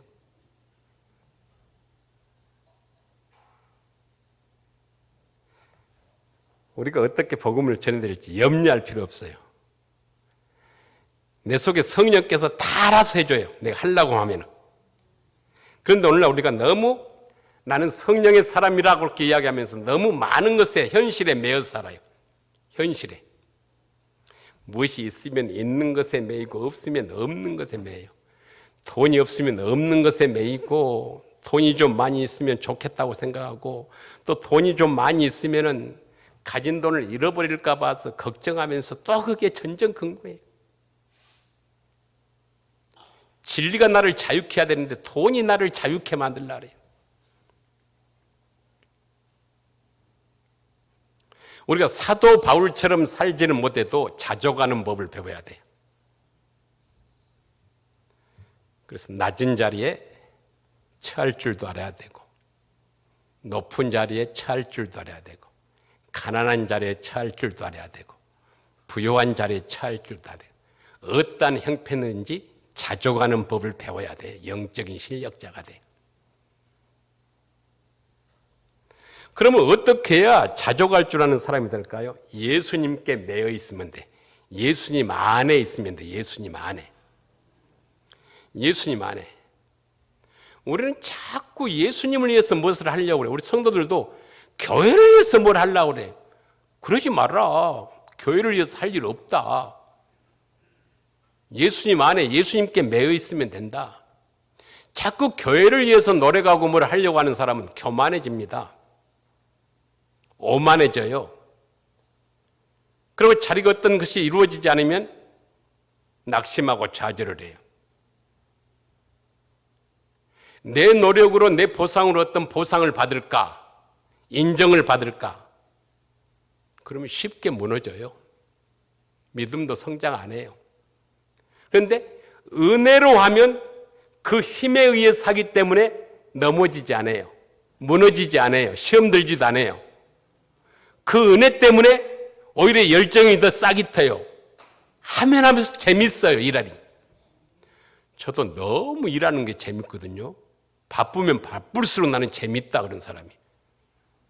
그런데 말한 대로 되더라고요.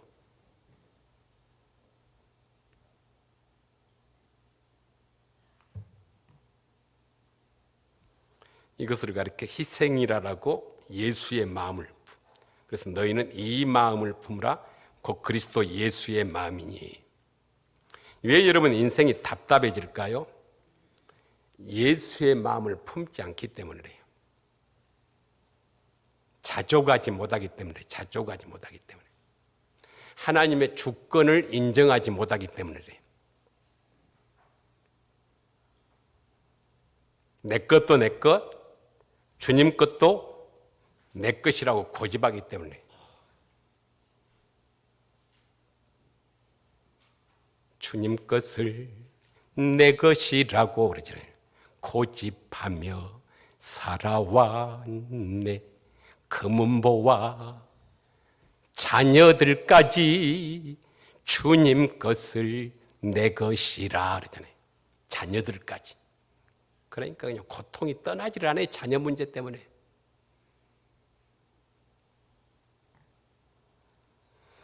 저는 자녀들 위해서 돈 투자한 적 한 번도 없어요. 학원 보낸 적도 없어요.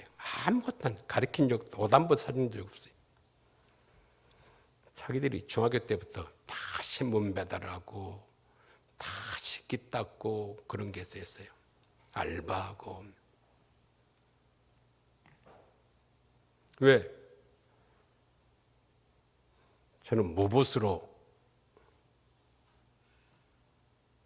한 20몇 년을 살아왔거든요. 하다 사례비를 받으라 내가 5년 전부터 받고 있거든요.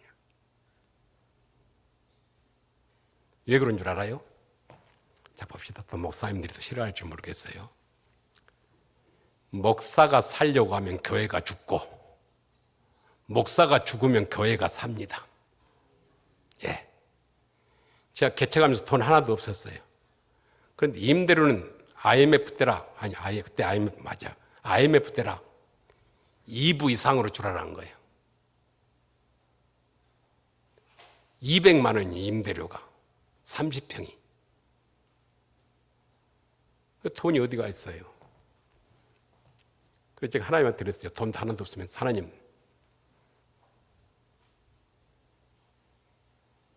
2년 동안 1억 버려버리겠습니다. 그래 교회 채워주세요. 자립하게 해주세요.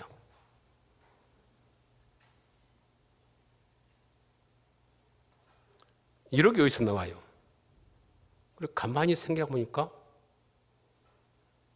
30만 원은 어떻게 돈이 나오겠다라고 헌금으로요? 그럼 30만 원은 뭐예요? 1억에 대한 이자예요. 은행에서 빌리면. 그걸로 교회 개척했어요. 개식교회 목사님이 저에게 100명 찰 때까지 집에 들어오지 말고 교회에서 자. 그래서 어린애기들 둘이 버려버리고 1년 동안 잤어요. 교회에서 기도하고 전도하고 기도하고 아침에 와가지고 새벽 기도 마치고 아이들 학교 보내고 또 다시 오고 그리고 다음날 아침에 가고. 그때 주월동이었거든요. 집이 허술한 비 오면 물이 뚝뚝 떨어지는 2층. 왜? 하나님의 사명으로 부름을 받았을 때 제 사업에 따랐잖아요. 사업장도 버려버리고 집도 버려버리고 차도 버리고 모든 거 버려버렸거든요. 빈손으로 출발했거든요. 신학교 500만 원 가지고 들어갔거든요. 둘 다 들어가 버렸거든요. 왜? 하나님이 불렀으니까요. 그런데 신학을 하다 보니까 이것도 돈이잖아요. 그래서 여보, 신학하기 전에 이 돈으로 이스라엘 나갔다 옵시다. 성지순례 나갔다 옵시다. 거기 갔다 오니까 없어져 버리더라고요. 그런데 지금까지도 살고 있어요. 제가 자녀들에게 해준 거 없다 그랬잖아요. 그런데 아이들 자기들이 잘 자라요.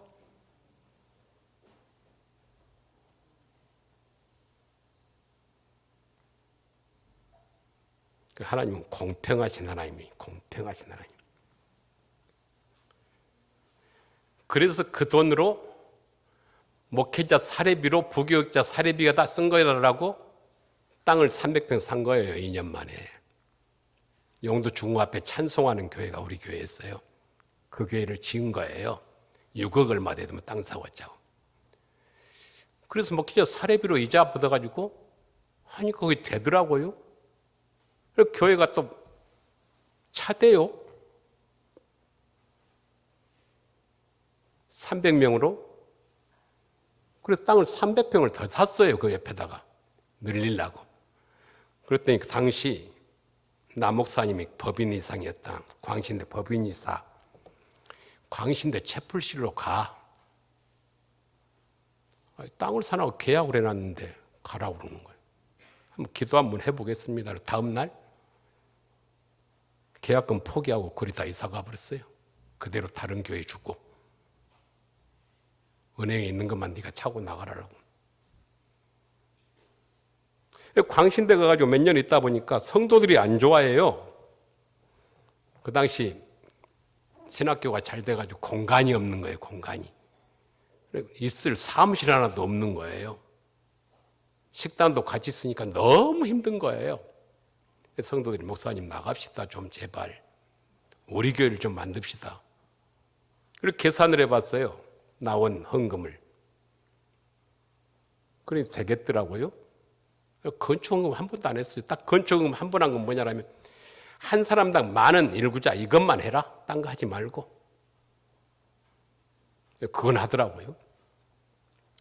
그리고 1200평을 샀어요. 지금 있는 땅을. 그리고 건축을 또 했어요.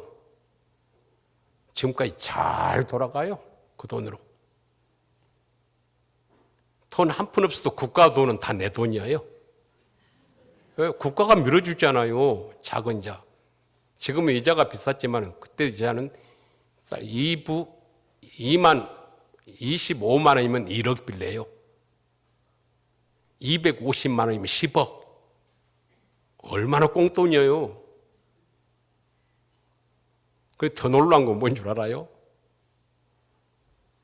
지금 옆에 300평 팔아버리면 1200평 중에 그 빚 다 갚아버려요.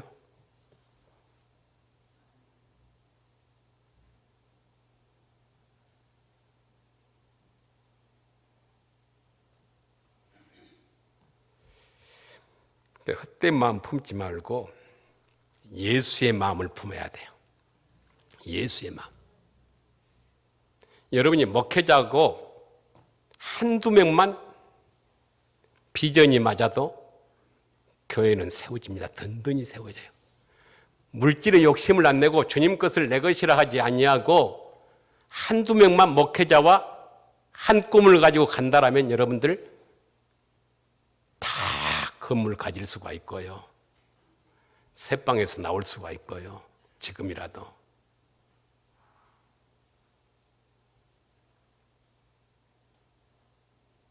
지금이나 그때나 똑같아요.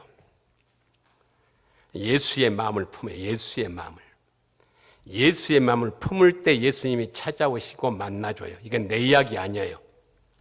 이 문제를 한번 말씀을 통해서 한번 풀어보겠어요. 누가복음 24장 13절, 14절 누가 한번 찾아서 읽어주세요. 큰 소리로.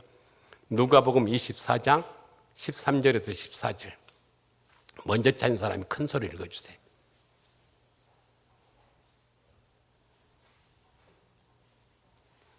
(24장) 13절에서 14절.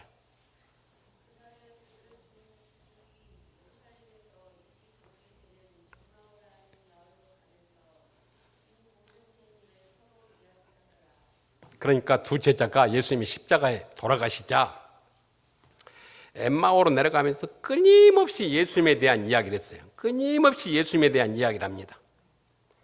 이때 예수님이 그들을 찾아오셨어요. 만나주십니다. 만나줬어요. 찾아왔어요. 찾아와. 이것을 한번 이렇게 이야기해 볼게요. 언젠가 아내와 함께 밖에서 식사를 하고 있었어요. 맛있게 식사를 하고 있는데 내 옆에 앉아있는 아마 목회자로 보여요. 목회자로 보인 분들이 서너 명 앉아가지고 이른빛교회에 대해서 이야기한 거예요. 갑자기 제 모든 감각이 거리 딱 돌아섰어요. 뭐지? 또 이른빛교회가 어디가 있나? 그런데 그 다음에 송정현 목사에 대해서 이야기한 거예요. 나 이야기인데? 그런데 칭찬을 하는 거예요.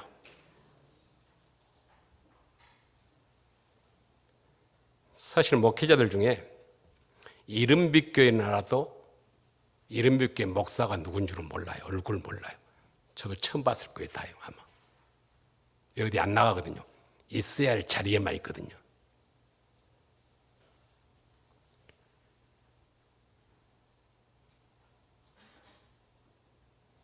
그러니까 제가 옆에 있어도 제 얼굴을 모르니까 저 이야기를 한 거예요. 저는 안 들은 척 하면서 다 들었어요. 그래서 내가 누군가 이야기하지도 않고 나가면서 얘들은 원하지도 않는데 그냥 식사값 내고 갔어요. 저들 식사값. 기분이 좋으니까. 뭔 말이냐면 예수님도 마찬가지예요. 예수님도 성도들이 대화를 할 때 대화의 중심 내용에 예수님이 이야기한 곳에 찾아오신다 그 말이에요. 그곳을 찾아와서 만나주시고 식사값도 준다 그 말이에요. 돈도 준다 그 말이에요. 이 모든 것을 너에게 더하지 아니하겠느냐. 엠마오로 가는 두 제자는 예수님의 고난과 십자가에서 부단히 이야기를 하고 내려갔어요. 슬퍼하면서. 그 고난을 생각하면서 아마 마음이 엄청 아팠을 거예요. 자녀들이 엄마가 실패하고 고통당하는 그 모습을 보면 철이 드는 자녀들이에요. 예수님의 십자가의 사건이 내 마음과 내 생각, 예수님의 마음이 내 마음과 내 생각을 사로잡는다면 이 사람의 신앙은 쑥쑥 자라기 시작해요. 사랑하는 여러분, 나의 존재 목적은 뭡니까? 무엇을 위해 살고 있습니까?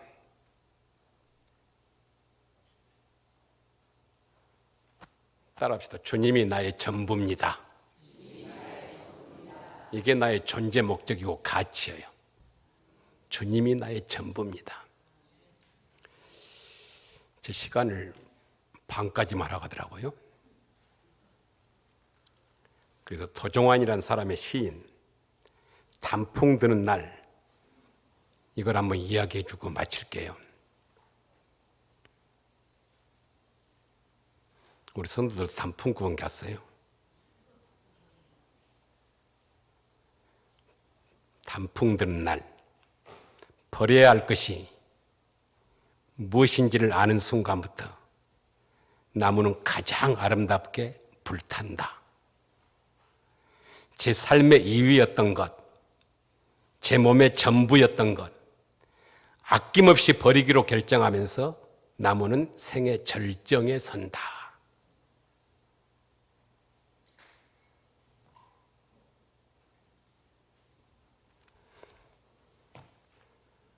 우리 성도들 단풍 구경을 시켜주려고 아내와 함께 며칠 전에 단풍 구경을 갔는데, 답사를 갔는데 아직 하나도 물들지 않았더라고요. 이 낙엽수들은 최저 기온이 5도씨 이하로 떨어져 단풍이 물든대요.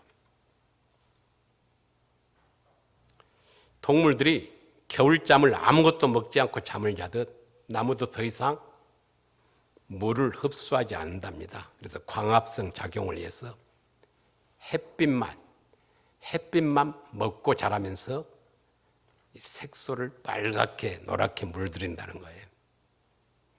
그래서 일교차가 크면 클수록 단풍이 더 진하게 든답니다. 그래서 그때 그걸 보고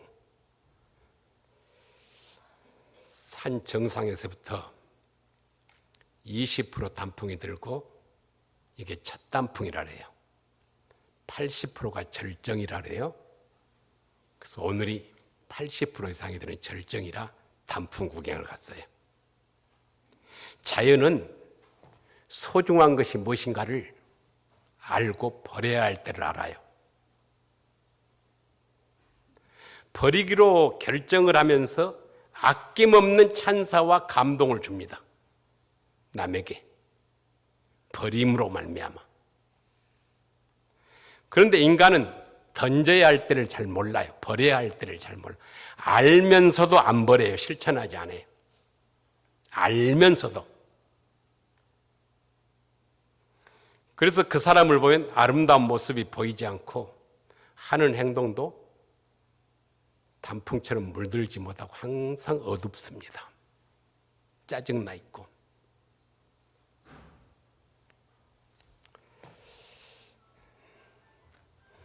제가 사실은 좀 내성적이라 참 부끄러움을 많이 타요. 그래서 여기 오려고 준비를 많이 했어요. 부끄러워하지 않아야지.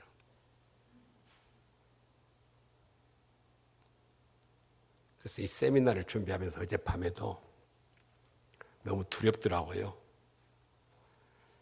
그래서 방에서 그 자리에서 무릎을 꿇었어요. 그리고 이렇게 기도했어요.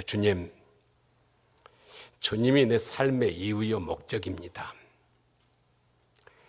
그런 삶을 살고 싶습니다. 제 인생에 아직도 다른 헛된 것 때문에 인생을 허비하고 있다면 인생을 허비하지 않게 하여 주옵소서. 담대하게 내일 가서 주님이 전하라는 말씀 잘 전하게 하여 주옵소서. 이 시간 잠깐 우리 통성으로 좀 1분만 기도합시다. 다른 거 기도하지 말고요. 버려야 할 것이 뭔가 한번 생각해 보세요. 나는 버림으로 말미암아 내 담임 목사와 어떤 길을 가기를 원하는가? 내 삶의 이유였던 거, 내 삶의 전부였던 거, 이게 뭔가를 한번 생각해 보시고요. 아낌없이 버리세요. 그럼 하나님이 다 채워줍니다. 아낌없이 버리기로 결정하면서 이 나무는 생의 절정과 찬사를 받는다 그러잖아요. 주님이 내 삶의 이유입니다. 목적입니다. 이제 이 본질에서 벗어나지 않고 그런 삶을 살게 해 주옵소서. 다른 헛된 것 때문에 인생을 허비하지 않게 해 주옵소서. 이 기도가 여러분의 기도가 될 때 여러분의 교회는 여러분을 통하여 번창하고 크게 단풍처럼 남에게 감동을 주는 그러한 은혜로운 교회가 될 겁니다. 다른 거 기도하지 말고 하나님, 내 삶의 이유이고 내 몸에 내 삶의 목적이었던 거, 전부였던 거 아낌없이 버리게 해주옵소서. 그런 삶을 살고 싶습니다 하고 통성으로 1분만 기도하겠습니다. 하나님 아버지 감사합니다. 하나님의 은혜로 우리를 전도 모임으로 불러주시니 감사합니다. 하나님, 동강주노회가 이 전도 모임을 통해서 영이 깨어나게 하여 주옵소서. 아버지, 하나님, 막혀있는 것들이 열려지게 하여 주옵소서. 아버지, 보이게 하여 주옵소서. 하나님의 성품이 보이게 하여 주옵소서. 보임으로 말미암아 감동이 일어나게 하여 주옵소서. 감격이 일어나게 하여 주옵소서. 내가 하나님 앞에 천국에 갈 때 무엇을 가지고 가야 되겠습니까? 하나님이 내 삶의 전부였던 거, 이것을 버릴 때 아버지 하나님 30배, 60배, 100배의 결실을 맺을 줄 믿사오니 하나님이여 나를 사용하여 주옵소서. 하나님, 나를 아버지 교회를 위하여 사용하여 주옵소서. 아버지, 버림으로 작정함으로 말미암아 교회를 위하여 아버지 죽어지게 하여 주옵소서.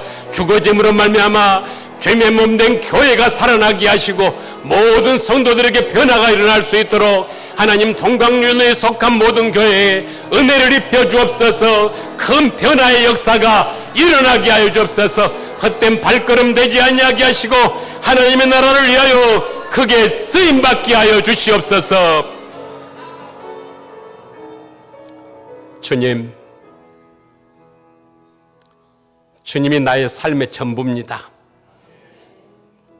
내 삶의 이유입니다. 목적입니다. 그런 삶을 살게 하여 주옵소서. 주님을 위하여, 교회를 위하여 살지 아니하게 하시고 주님 안에 거하게 하여 주시옵소서.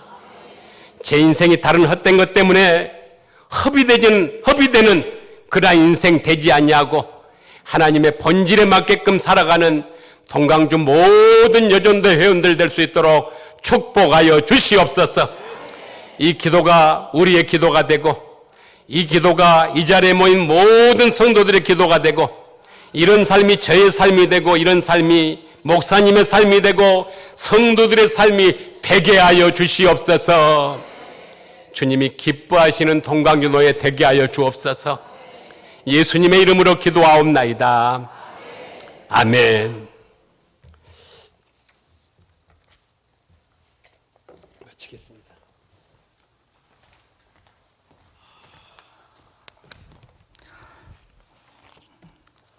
말이 아닌 삶이라는 것으로 저는 도전을 받았습니다.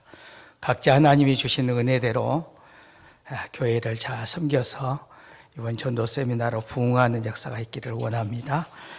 이 시간에 이 전도 세미나를 위해서 사무적으로 많이 수고해 주신 우리 서대인 목사님이 간구해 주시고 이어서 우리 문흥제일교회 담임 목사가 바뀌셨어요. 잠깐 부임 인사 겸 또 식사 간구까지 담임 목사님이 이어서 간구해 주시겠습니다. 이어서 노 회장님 축도해 주십시오. 먼저 오늘 이렇게 귀한 세미나를 열게 하여 주신 하나님 아버지께 감사와 영광을 올려드립니다. 특별히 이 세미나를 위해서 애써주신 우리 노 회장님과 전도부장님 또 강사 목사님께 진심으로 감사드리고요. 이 자리에 함께 해주신 여러분 모두에게 너무나 고맙고 감사한 마음을 전합니다.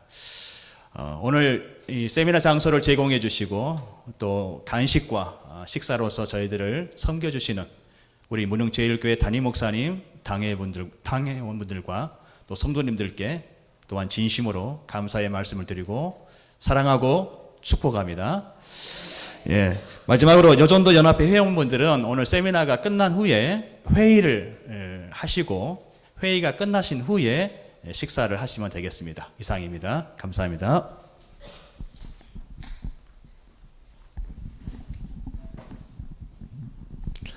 안녕하십니까. 문흥제일교회 우리 명현한 원로 목사님, 후임으로 이렇게 무릉교회를 섬기게 된 윤성록 목사입니다. 오늘 이렇게 또 세미나를 통해서 우리에게 많은 도전을 하나님께서 이렇게 우리에게 주셨습니다. 하나님께 영광의 박수를 우리 한번 올려드렸으면 좋겠습니다.